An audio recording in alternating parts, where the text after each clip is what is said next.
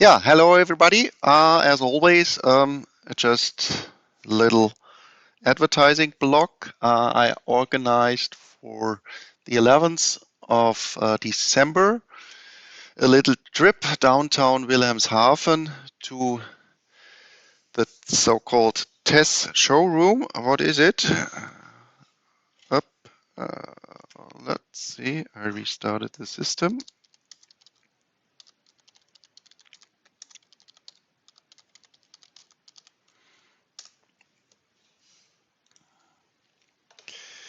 No, this one not. Oops, back. Uh, this one.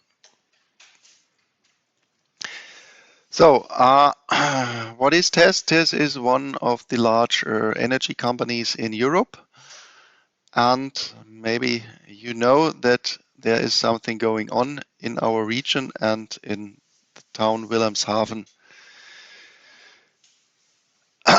Explicitly, so with a very high probability, Wilhelmshaven will be one of the main future regions in Germany where point one, the energy for tomorrow in our economy is produced, and second, where the energy which we cannot produce for ourselves is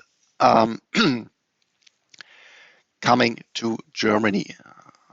And there is one initiative of, yeah, so to speak, all large energy companies in Europe.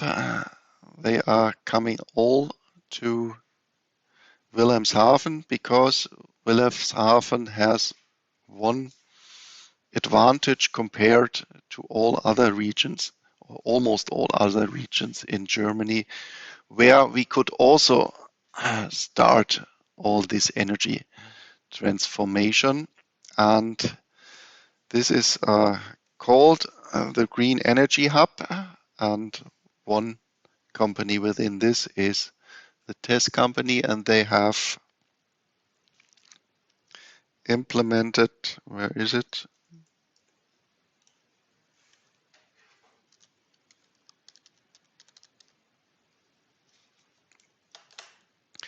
A so-called showroom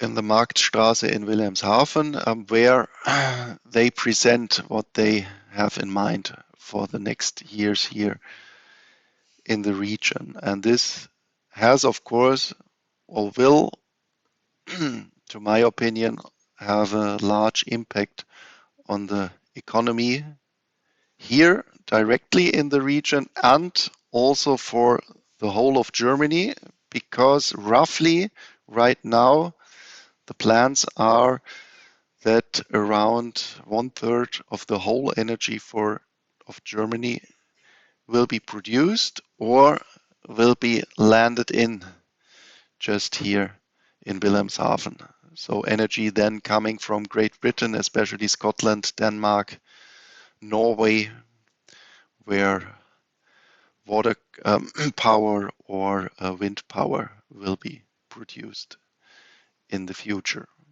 Well, and yeah, there we can go there with a little group. We will have there a presentation. This will be mainly in German, but as I know all the stuff they are showing there you have also the explanations in English. So you are also very welcome if you want to have it in English. I think you will also get many informations there. Well, if you want to participate, please write me an email. And if you think about to come, then please think about that you really want to come. Not only, yeah, maybe quite nice, but Christmas is coming, and then 3 or 4 days before this meeting, then 4, 5, 6 people are canceling this appointment.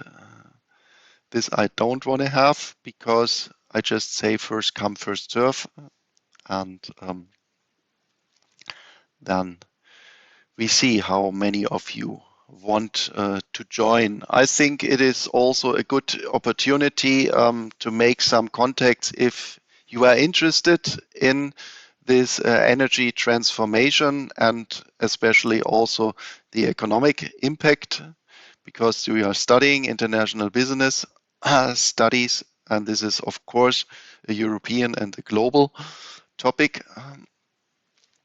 Then you maybe find something for a practica or for in the future writing your bachelor thesis together within a company. Yeah, and what has this to do especially with macroeconomics? Well, why am I convinced that this really will happen here in the region?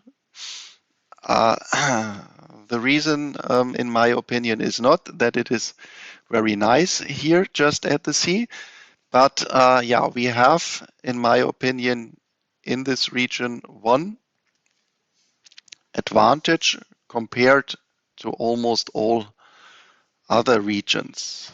And this is the reason is that one of the main production factors which you need in order to build new factories, to build a new network where you can then transport all the energy to Germany, that from this, the amount of this production factor here, we have a lot more compared to other regions. Which production factor is this? Can you think about this? What are the main production factors? Well, we talked about that in order in macroeconomics, we are modeling labor and capital.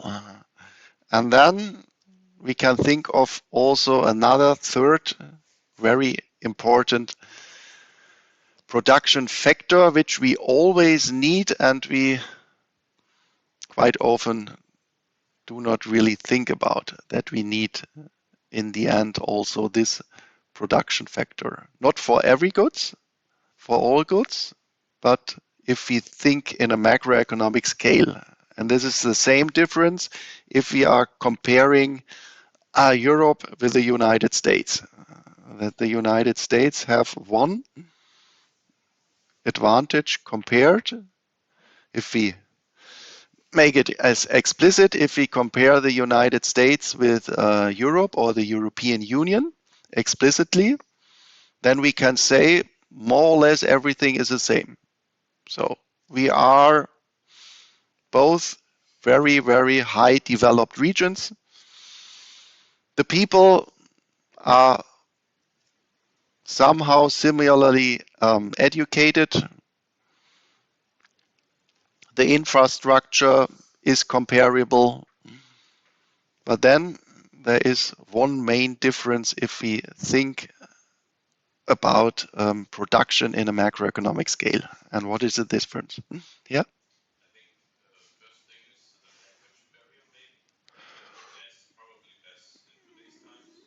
Yeah, well, yeah, maybe, but I think this is not the main reason.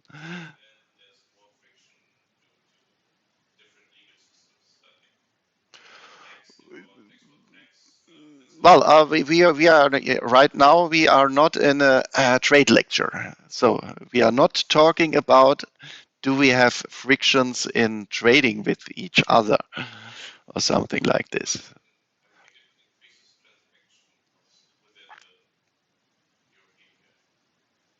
Well, if we are looking at the European Union, and there we have this single market since 1995, I think.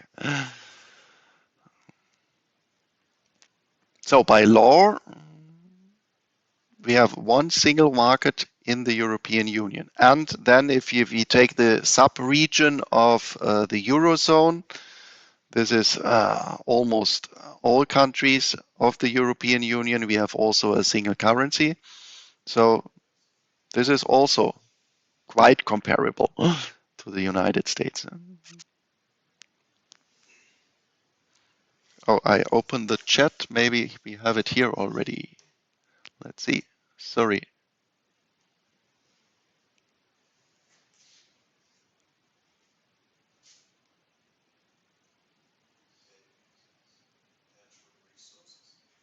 Yeah.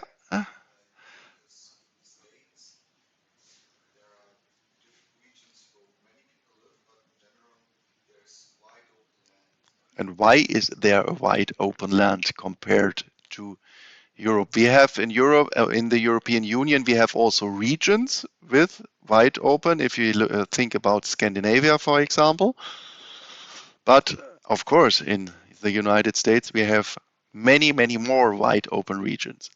And what is the reason? Why do we have there much more? Yeah.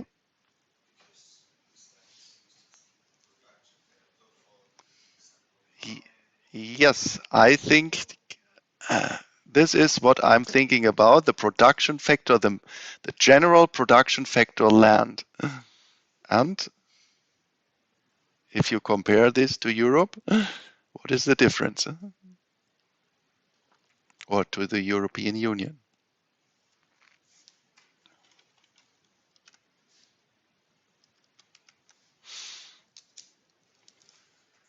Or let's go here. Oh no,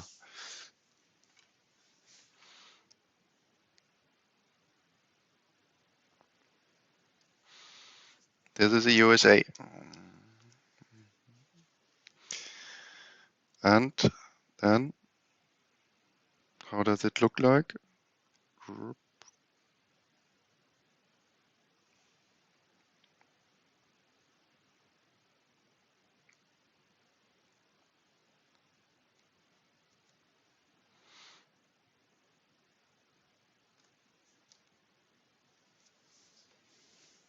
And here.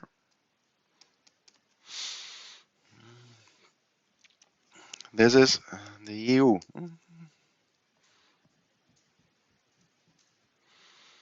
These are 9 million square meters. Oops, there I don't need a square. And these are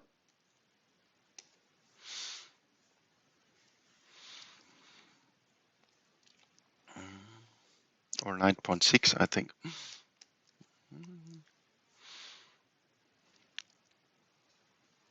Pardon? For the EU. This is Europe in general. This is Russia and the Ukraine and everything else. Then you see how large the European part of Russia is.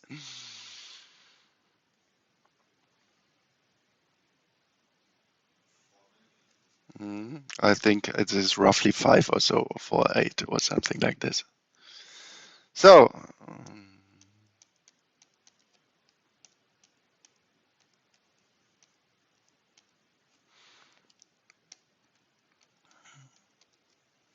if I'm drawing here 3 people, 3, how many do I have to draw in Europe, in the European Union?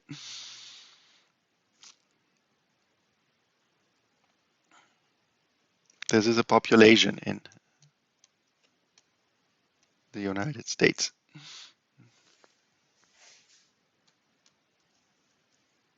I think it's square kilometers, or yep,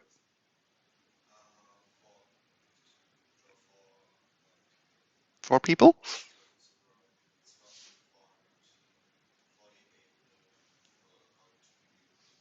In the EU, I had in mind it's roughly 500. Or let's see. I thought European Union.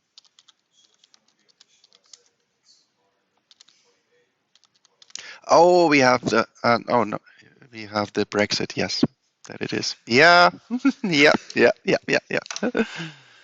We have the Brexit.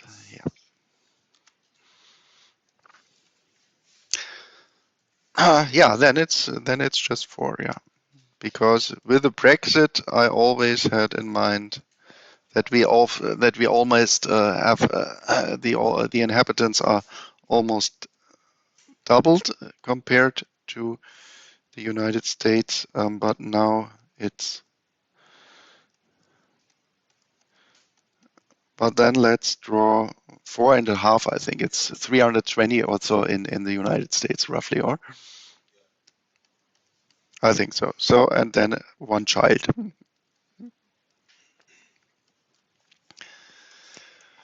Yeah, and this is the reason why we have in the United States much more wide regions compared to the European Union. And yeah, this is the advantage we have in general production. Think about the fracking. Especially in Germany, we have many amounts of gas, especially in Germany, because everywhere you find coal, you also find fracking gas. And we don't can explore this, of course, because there are sitting 16 million people just above these resources. And in the United States, you maybe there are living 100,000 people, and then you are paying them, please move away, and then you are starting to explore the resources. Well, and compared to the region, and then we are back here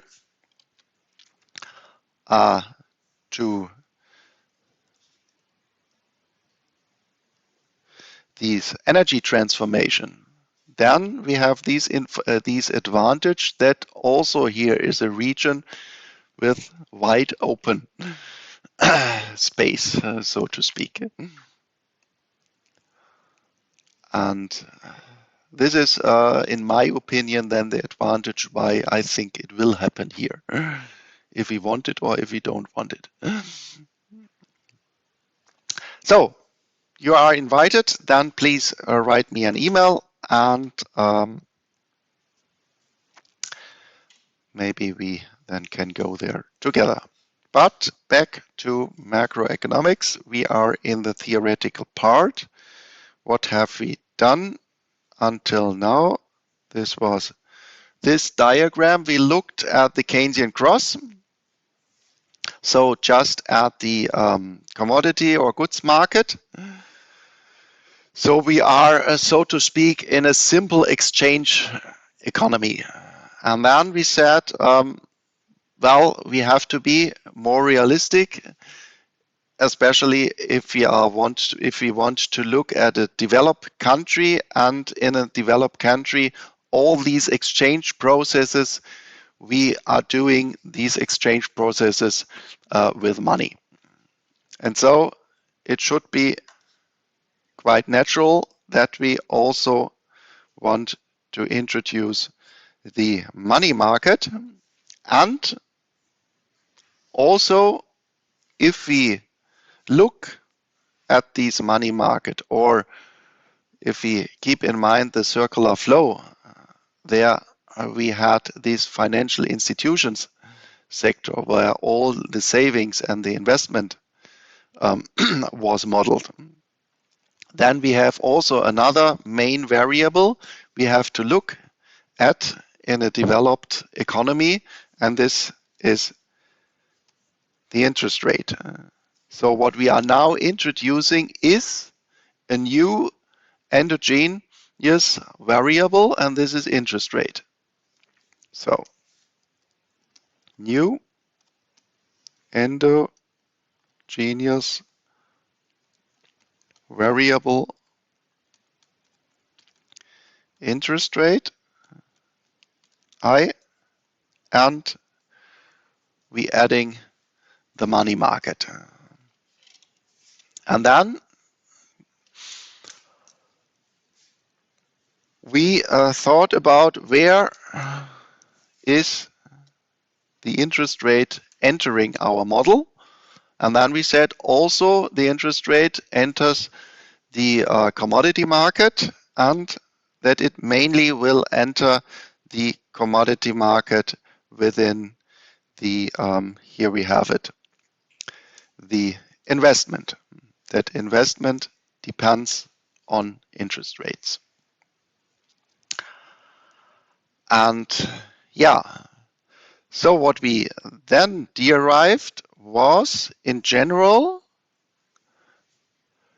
the dependence now coming from the commodity market between income and interest rates. So we started from the pure commodity market, but now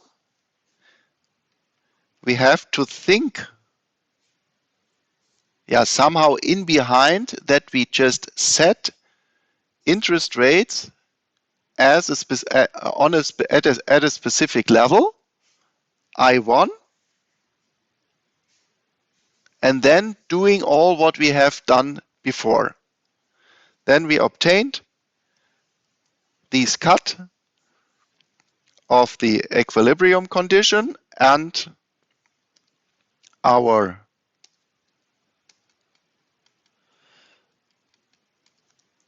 demand function. But now what we got is an specific equilibrium income depending now itself on the interest rate. Because the interest rate here via investment determines the starting point of our demand function. The lower the interest rate, the higher is investment. So if we compare these investments with an interest rate I2, which is smaller than I1, then our demand curve is shifting upwards. So what we obtained in the first equilibrium was one possible pair of interest rates and income where the commodity market is in equilibrium. And this we just put in the other diagram with interest rates on the vertical axis and income on the horizontal axis. And then we made this thought experiment.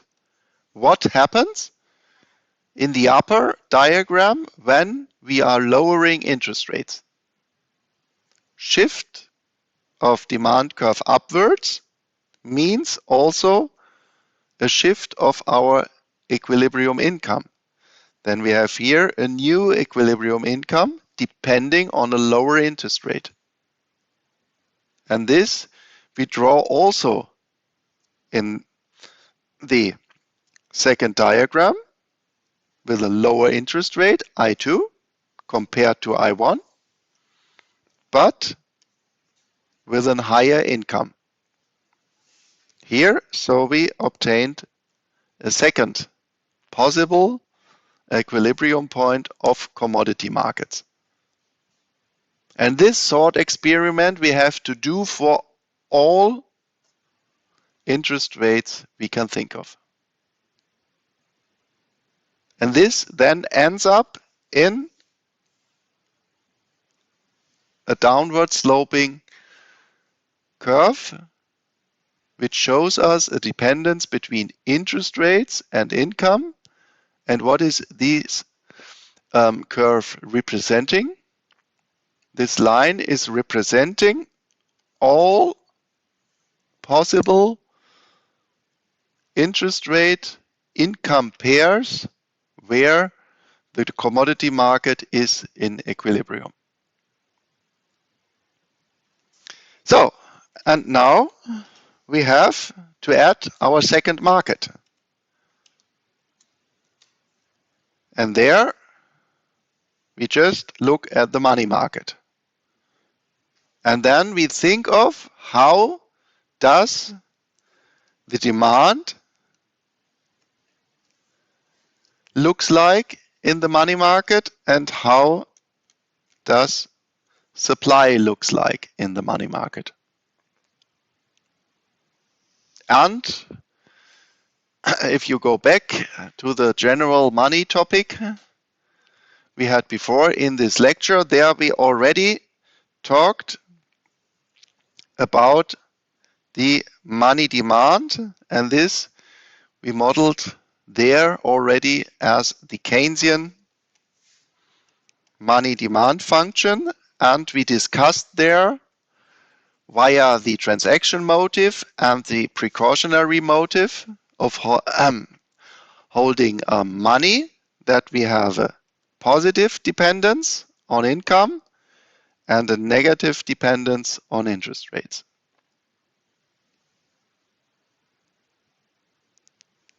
And in a minute, we will also talk about how we want to model money supply in general.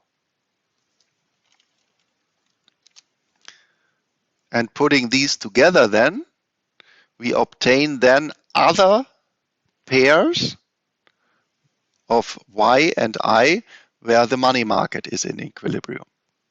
This is what we want to do now. And we are modeling money supply in a very simple way.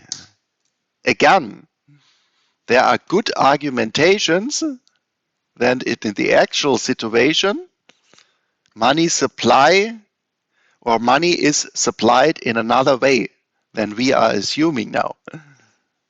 But we are in a model, and within our model, we assume that central bank has the possibility to just set how many euros we have within our economy. Well, what is the thinking behind it? Well, so to speak, the central bank money, they of course, this can be set by the central bank. But then we have this process via the money multiplier, remember, where the private banking sector is creating money. But now the assumption is that we more or less know how this creation process is functioning, and that we more or less can calculate directly from the monetary base given by the central bank the total amount of general money within our economy, and this was roughly these, I think, 14 billion euros. Okay? We just assume nominal amount of money is set by the central bank is just a fixed number. And then we have to think about, well, we are not only happy to have 1,000 euros, we are then happy to have 1,000 euros if we can really buy many things with 1,000 euros. And for this is depending on what is the price level in our economy.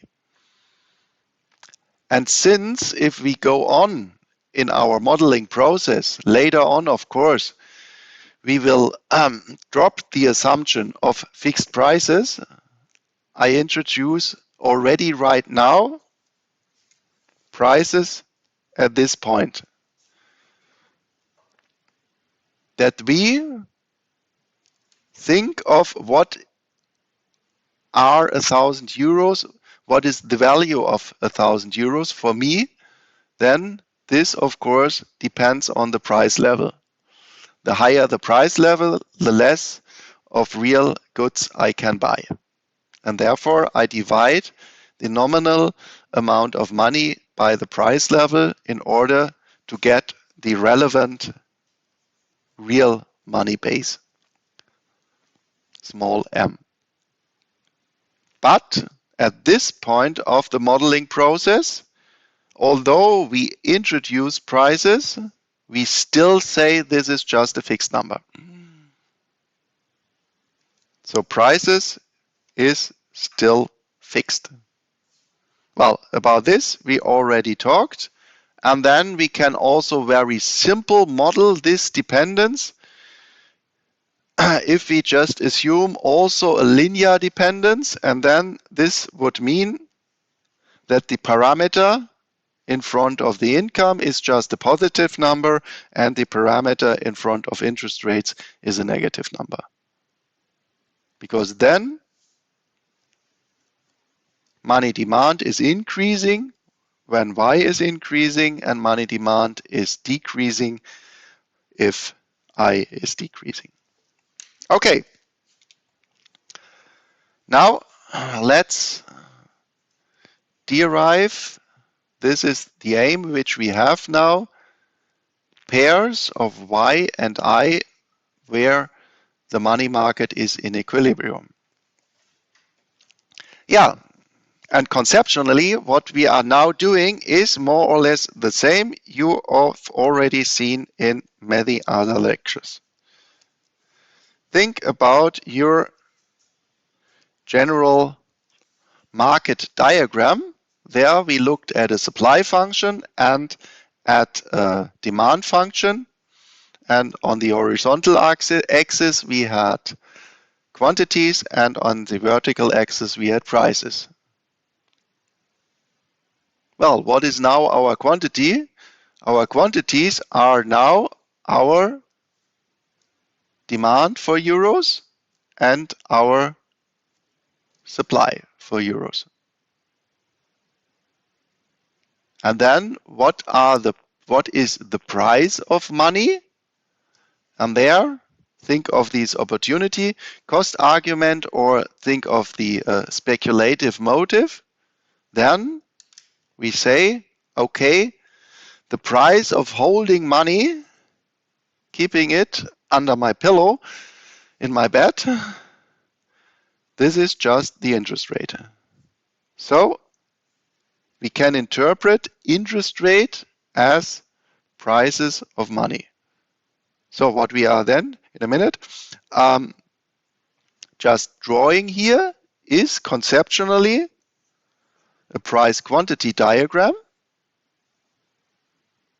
And now we have to think of how do, in this price quantity diagram, now interest rate money amount, how does supply and demand is looking like? Question? Oh, yeah, sorry.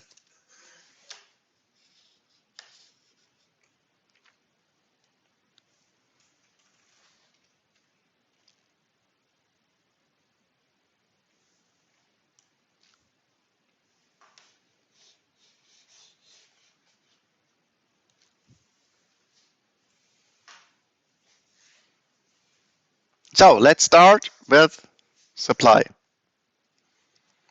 How does supply looks like within my diagram? Think of P is fixed and M is fixed.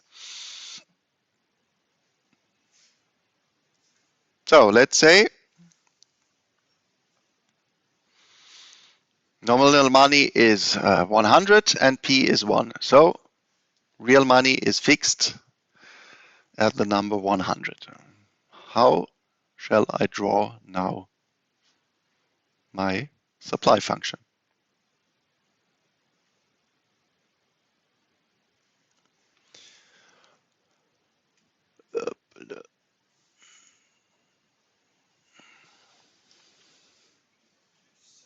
Pardon? Well, here in general, you know, this is my supply function, how in some market in general it looks like. And how I want to know, shall I draw my supply function in this way or shall I draw it in another way? Due to the assumption that money supply is just a fixed number set by the central bank. Yep.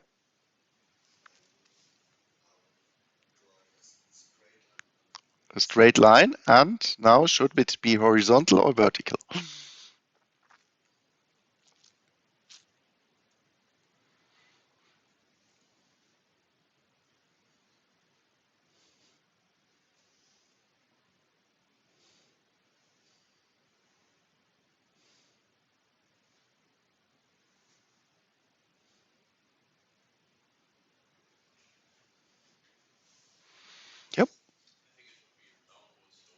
Downward sloping.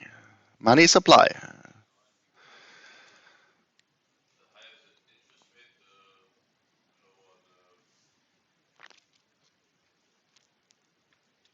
Money supply? Yeah, money demand. But we are right now, well, we can let's let's have it here, but I'm writing here LD. Okay, this is right what you have said, but not for supply. Okay.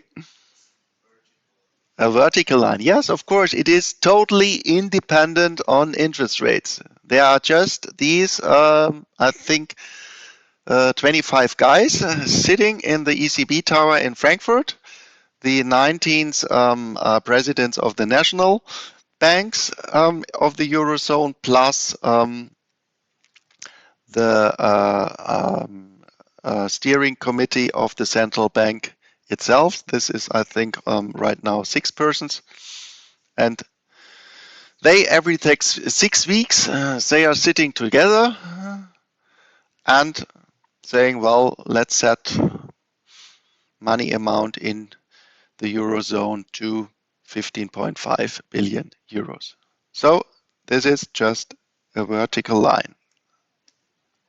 And there, since I say it is a fixed number, I said that I am writing M bar. So M is by central bank set to a fixed number M bar. And quite often we just write, if we want to really show that it is a fixed number, then we just write M bar or X bar or something like this over the variables. Well, and you have already mentioned, well, we have this assumption about money demand, and especially here we had this minus sign, so a negative dependence on interest rates. Well, and now if we move up to the left, or if we, if we move here from a low level of interest rates to a high level of interest rates, then we are coming from this point to this point here, and this means we are lowering the money demand from a high demand if we have low interest rates and a low demand if we have high interest rates. Well, and this should not surprise us, because if we think of here the general diagram of a competitive market, then we have a falling demand curve in prices, and the price is now our interest rate. Well, but we make a very extreme assumption about supply, that we have a totally inelastic money supply function, not depending on interest rates. And another thing we have also to add here is, because money demand is also depending on another variable. But in this diagram here, we do not have the variable y. We are not drawing it. So what we then have to keep in mind is conceptually the same which we done here in the commodity market. In the commodity market, we do not draw the interest rate. What we have done there, we just made the thought experiment, setting the interest rate just to a fixed level. Then we can draw the demand function for our goods. And the same we are doing here. In behind, so to speak, we are setting income to some fixed level. So this is then money demand for some fixed level y1, and in general depending on interest rates.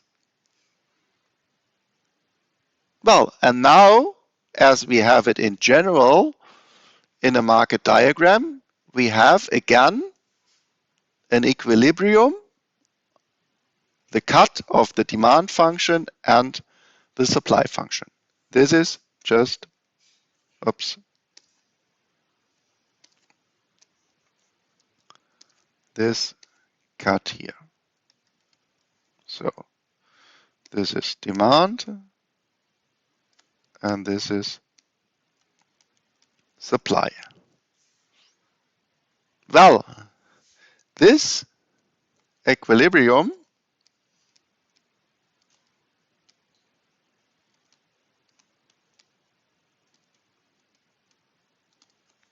is depending on a fixed income level. So let's think in the other diagram, interest rate and income, Y1 is somewhere here.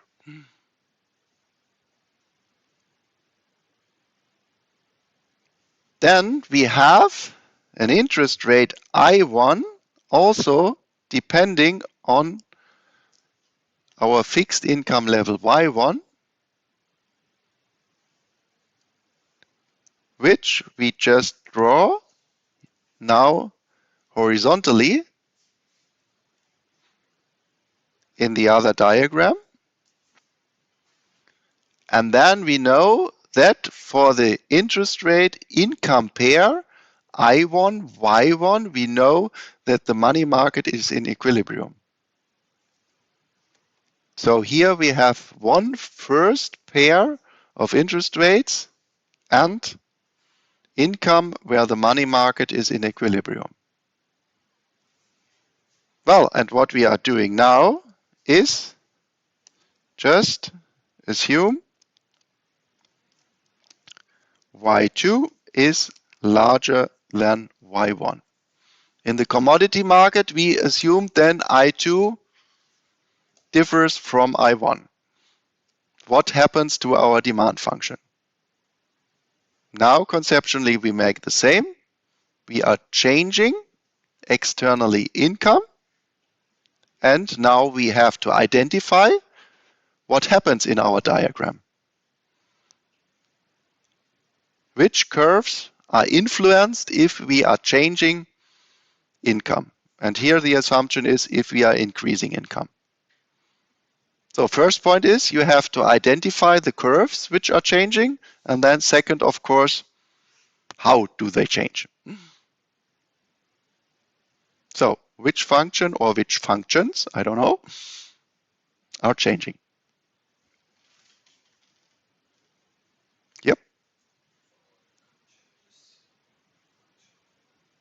Yes. So then LD is changing. And how does it change?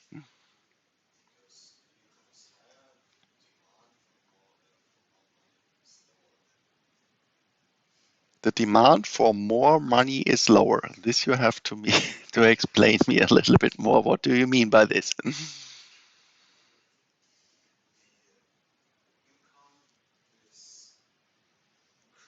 Yep.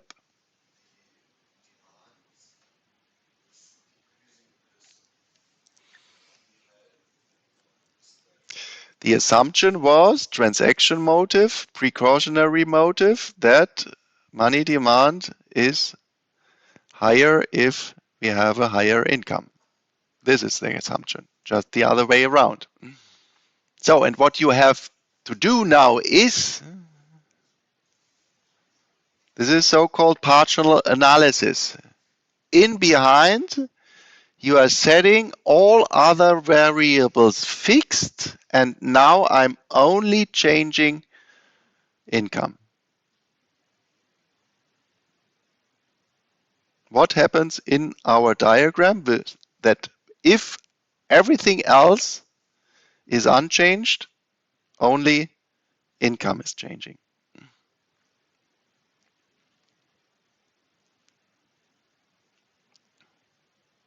Let's say we start here from our equilibrium point. What happens to this point here if income is not Y1, but income is Y2?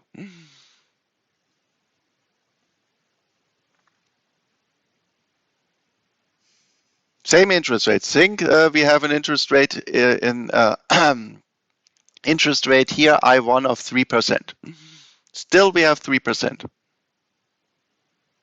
And now income is not, let's say, 10,000 euros, but 15,000 euros. What happens then? Yep.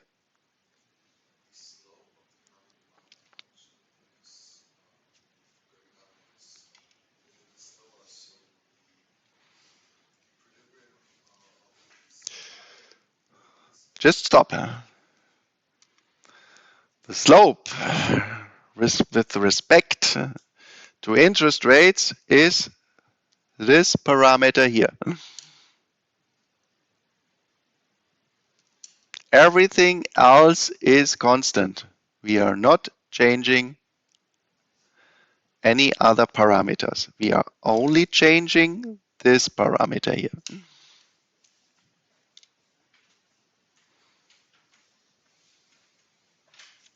The only thing you have to use now is this. In general, we have a positive dependence on income. And this means that if interest rates are still the same, then the connected income to this interest rate has to be higher. Since we assumed now, well, this point depends on y1. And if we have here now a larger number than y1, then we need a higher demand for money. Well, when do we have a higher demand for money? If we are going to the right, then the amount is increasing. So somewhere here is now the corresponding point if we have increased the income. Well, and this we have again to do with all our points on our original demand function. This means every point on the demand function is shifting to the right, and in the end, we obtain a right-shifted demand function, LD of y2 I. So this is in the direction now a horizontal shift, and if you compare this to the commodity market, there we had this vertical shift. Please go through this thinking at home again, yeah? Because I want to do also one example today. So, but what does this mean now in our interest rate income diagram? We have increased income. Y2 is larger than Y1. And this larger income is now connected to a higher interest rate where the money market is in equilibrium. This is now our new money market equilibrium. And this we also shift to the other diagram. And though we obtain another possible equilibrium for interest rate I2 and income Y2. Well, and this we have to do for all possible incomes. Let's now assume Y3 is smaller than Y1. What happens now in our diagram?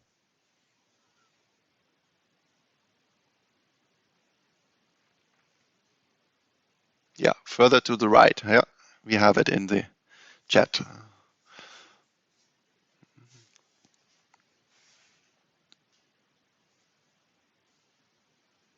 Where do I have to draw now the green money demand function?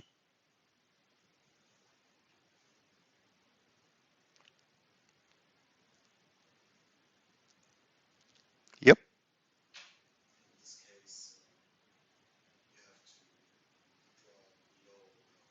Below or on the left. Huh?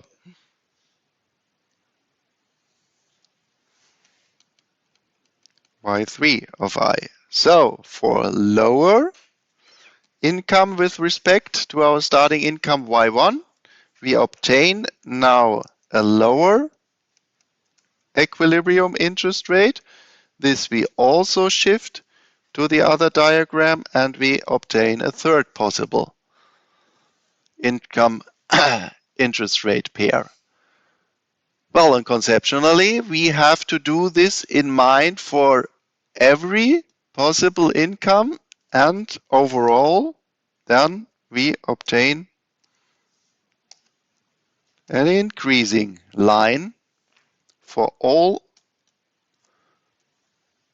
possible interest rate income combinations where the money market is in equilibrium.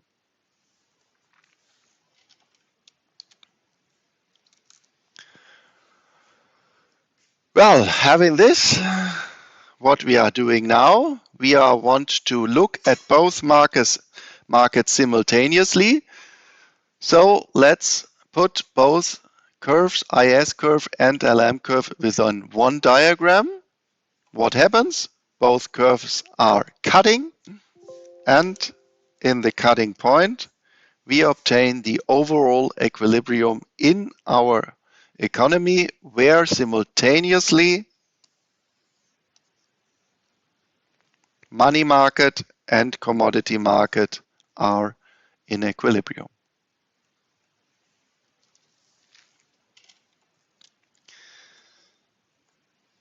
So, and in order to be concrete, we just want to calculate a little example.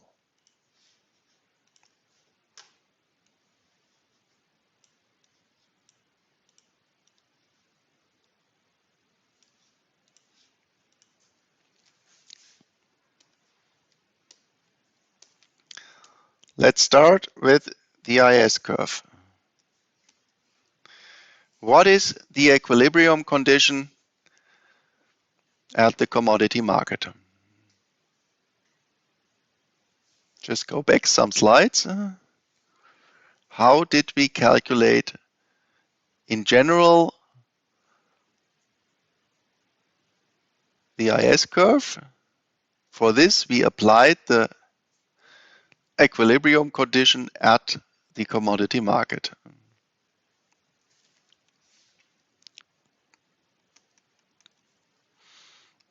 Equilibrium condition. What is it?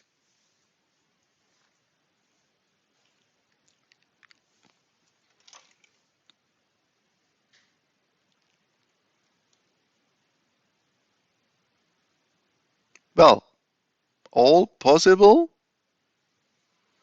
equilibria at the commodity market, we had that supply equals demand, Y equals YD.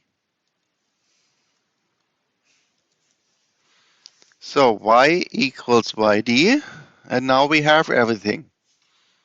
Now we look just in our explicit functions, because YD is nothing else than C plus I plus G. Y is our endogenous variable. This we want to calculate. Then we look, what is C? C is 50 plus 0.8y. I is 30 minus 300i. G, fixed number, 20. So we obtain 50 plus 0.8y plus 30 minus 300i plus 20.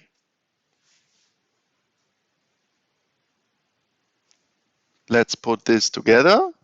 We obtain 50 plus 30 plus 20 is 100 plus 0.8y minus 300i.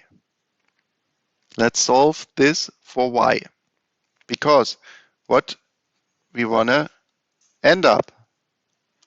We want to end up within the interest rate income diagram that we somehow can draw our IS curve.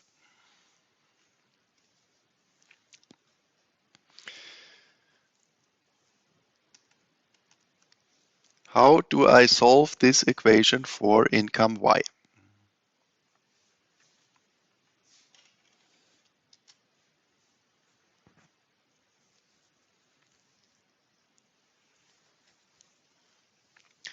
What am I doing now?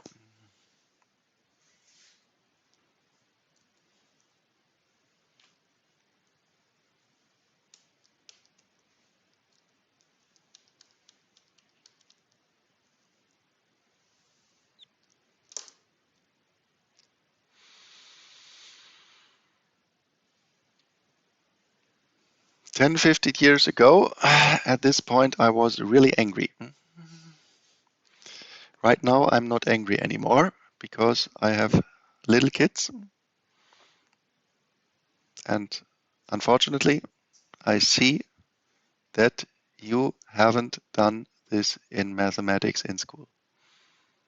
This is really a pity because usually you should have started doing this in class 5. And then you should have done this until you're matura. Every year, almost every day when you have mathematics, you should have done this. And I know right now that you are not doing this anymore. And this is really a problem because you need this competence.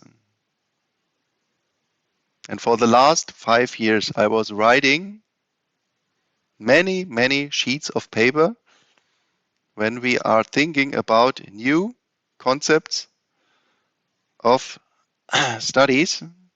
We created this study here, International Business Studies, also some years ago. I was also writing concepts. And in all these sheets of papers, we wrote down, well, it's all about competences. This is one of the absolutely main competences you should have in order to think in an abstract way, in order to think in a theoretical way about economy.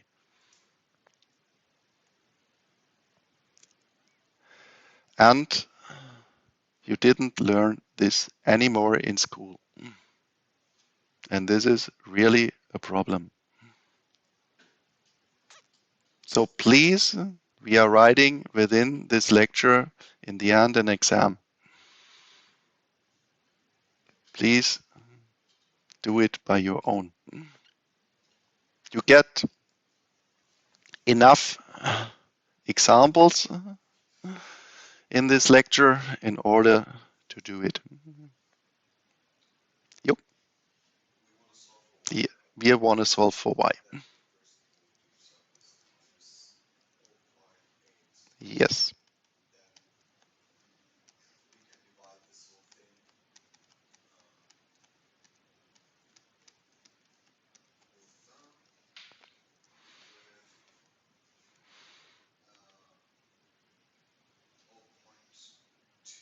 Yes, and y 0.2.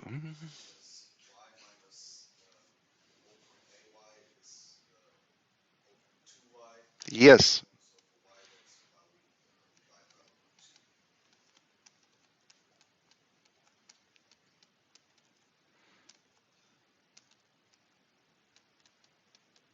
I write it like this, but it's of course your 0.2. And if you look at this, this is nothing else what we already have done, just without interest rates. This is the same solution when we solve just for the commodity market. This is again our fiscal multiplier, government expenditure multiplier, 1 over 1 minus 0.8. 0.8 right now here is our marginal propensity to consume, 80%. Cy is 0.8. So dividing by 0.2 means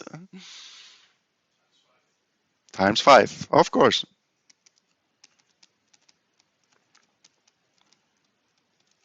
So, and that's it. Now we have here our simple linear equation, and this we want to draw in our diagram.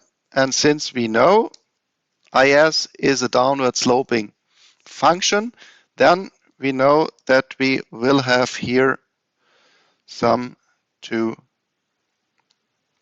cutting points at the vertical and at the horizontal axis. Where do we find? What do I have to write at these cutting points?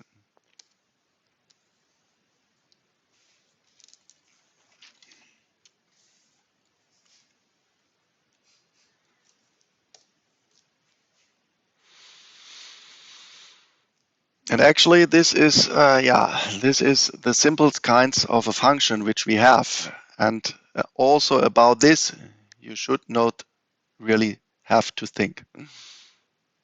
Also, this is the starting point in class 5, handling linear lines.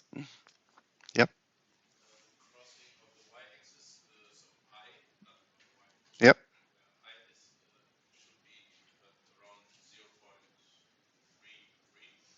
Yep. One third. One third equals 0.3, or since it's interest rates, I write it in percent.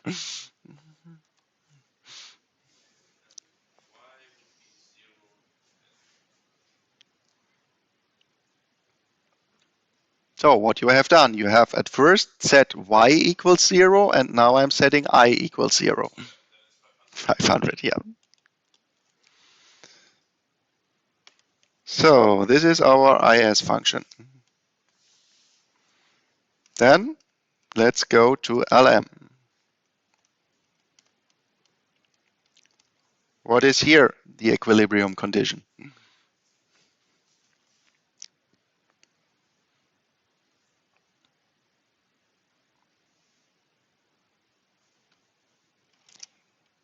About this, I talked just a lot 5 minutes ago.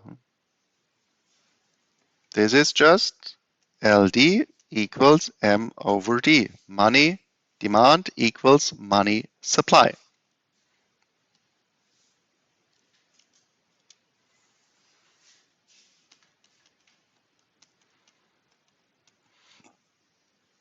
Again, let's just look in our example, what are the explicit functions? This is money demand, so 0.5 minus 250i equals 400 over 2. Solving for y. What do we have to do?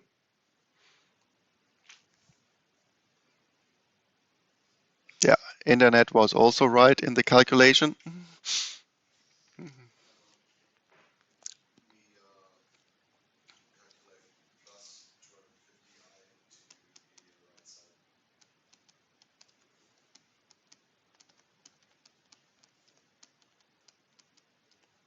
And then?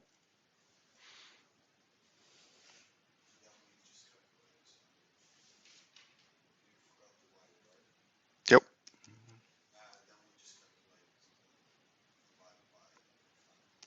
Means?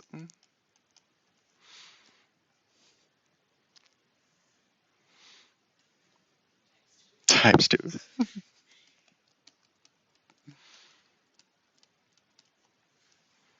So, and this, so let's write it down here. This is the IS curve, and this is the LM curve. Now we want to draw this line. Where is it starting? Yep.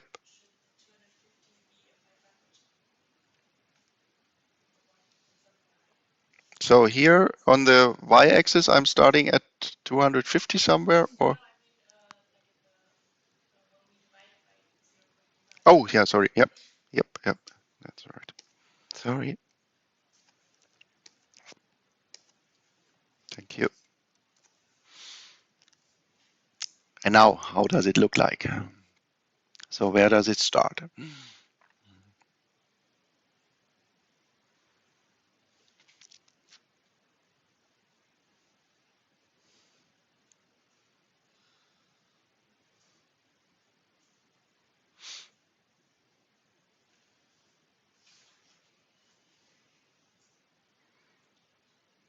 If y is 0, then I is 0.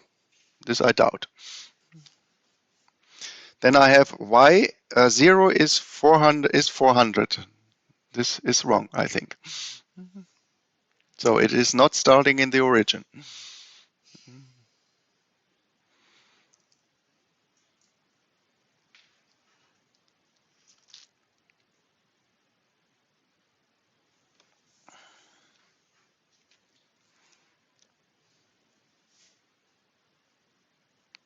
Yep.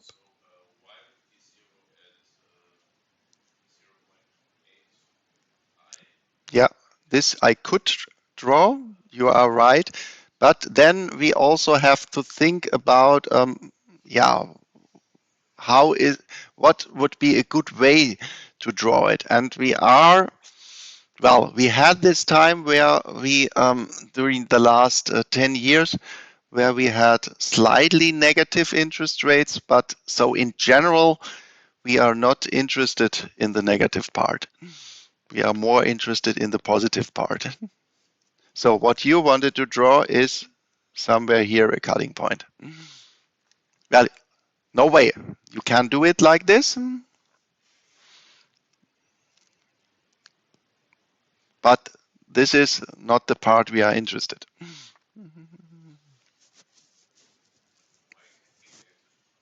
Pardon?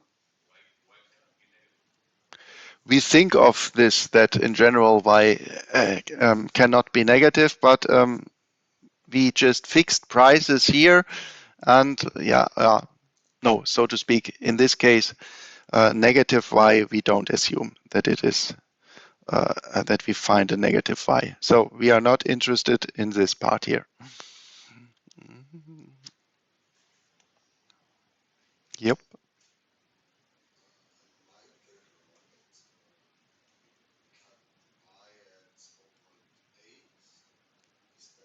minus 0.8. This your colleague has already mentioned. So this would be, of course, somewhere here, but we are not interested in interest rates of minus 80%.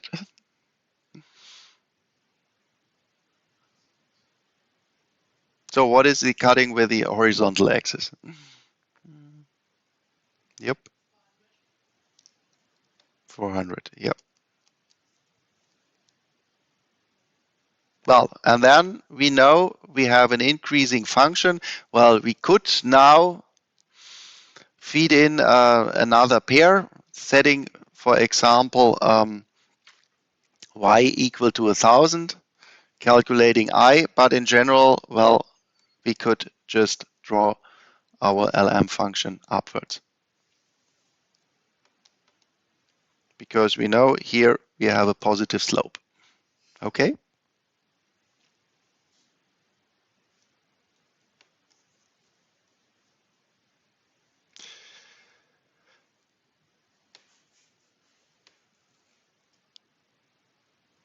So, and now graphically, we are done. Because now we know this is our equilibrium interest rate and this is our equilibrium income.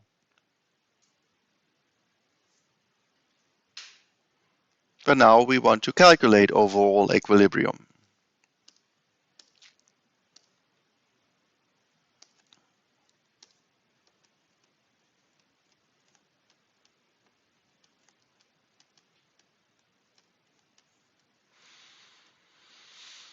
What do I have to do when we are calculating overall equilibrium?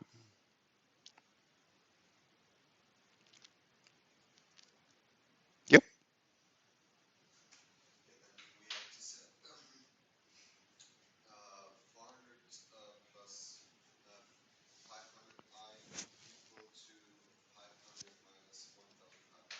Yes. So this is 500 minus 1,500.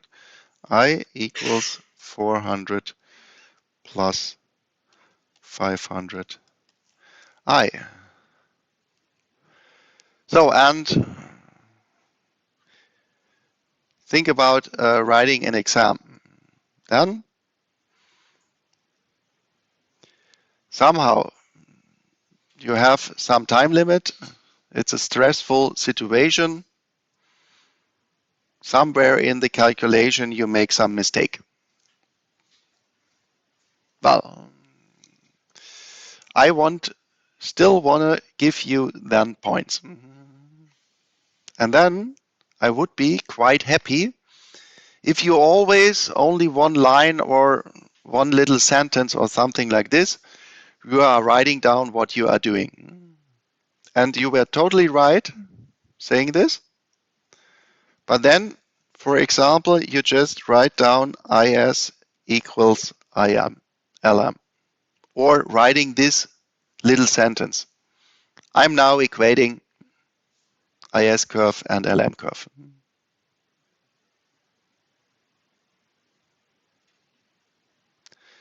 Think of the case that you just, by writing down, making some mistake. That you maybe forgot these 400. If you have written down this before, then I know you know what you are doing, and this is just a mistake because you are in a stressful situation. Then I can say the Ansatz. This is just really a German word which you use in English. The Ansatz is right. I know what you are doing. Well, a little mistake, whatever. Still, you get many points from me. So you don't have to write 2 pages or something like this. Just a little hint for me that I know what you are doing. So then we have to solve this for I.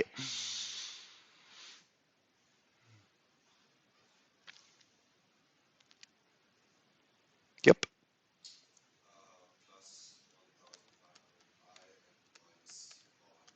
Yep.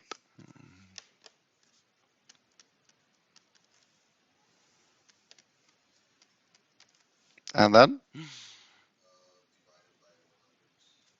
divided by 100. Then 1, you can do it, of course. Then 1 is 20i. This is okay. Yeah.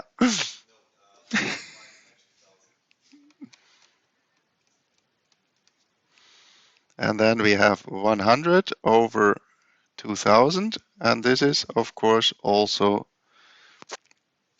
1 over 20, or I write it in percent, 500 over 100. So 5% equals I star.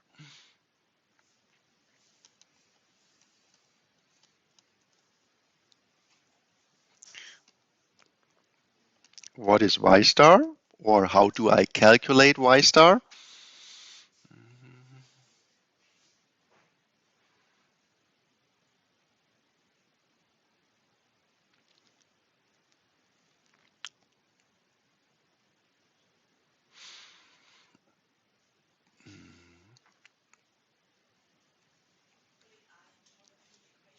Yep, definitely.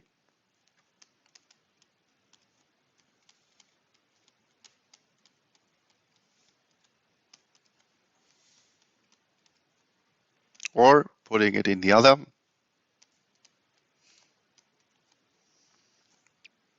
What did we have? 500.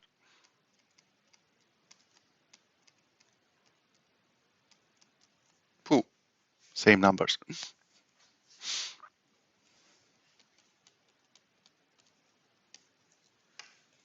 Oh, we were 2 minutes too fast. And that's it. This is overall equilibrium. Next week, what we start then to do is doing politics within our model. What happens if we are cutting government expenditure by 60 billion? And here now we have the money market, we have the ECB. We assume that ECB is steering the money amount, money supply. So we can ask what happens within our model if as the ECB has done it, or right now, if you remember this balance sheet diagram, the time series, we are just dropping it. I just look how much we are dropping now the balance sheet of the thing. So we can think of in our model what happens within our model if we are cutting monetary base by, let's say, 10%. This is what we are doing then next week. Thank you very much, and please start to do the mathematics. If you maybe have entered the tutorial, this were also the first or second or third task I gave you there. This was just cutting two lines.